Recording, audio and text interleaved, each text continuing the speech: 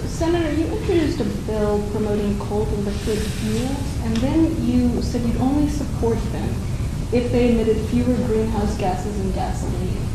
Now, all the scientific evidence points to coal being dirtier than pretty much anything else. So how are you going to square your support for coal with the need to fight global warming? Well, I've already done it. I voted against the Clear Skies bill. In fact, I was the deciding vote, despite the fact that I'm a coal state, and that half of my state thought I'd thoroughly betrayed them, because I think clean air is critical and global warming is critical. But this notion of no coal, I think, is an illusion, because the fact of the matter is that right now we are getting a lot of our energy from coal, and China is building a coal-powered plant once a week.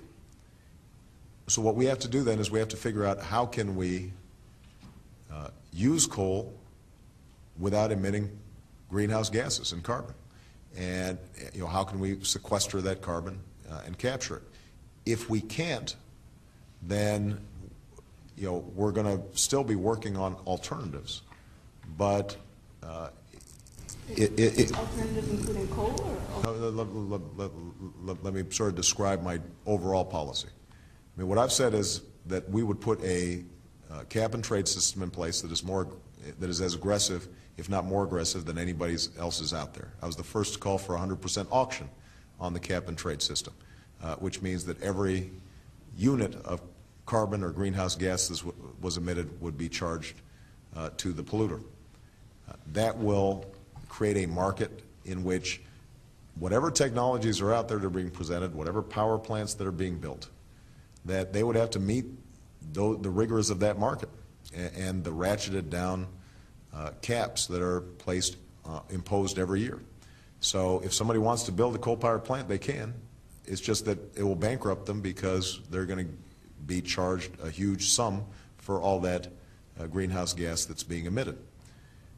That will also generate billions of dollars that we can invest in solar, wind, biodiesel, and other alternative energy approaches.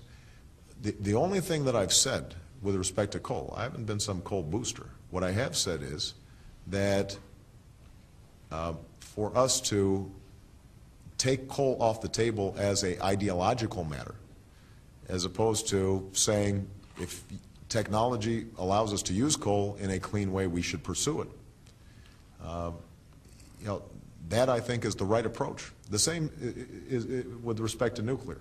Right now, we don't know how to store nuclear waste wisely, and we don't know how to deal with some of the safety issues that remain. And so it's wildly expensive to pursue nuclear energy. But I tell you what, if we could figure out how to store it safely, then I think most of us would say that might be a pretty good deal. The point is, if we set rigorous standards for the allowable emissions, then we can allow the market to determine, and technology and entrepreneurs to pursue what's the best approach to take, as opposed to us saying at the outset, here are the winners that we're picking, and maybe we pick wrong and maybe we pick right.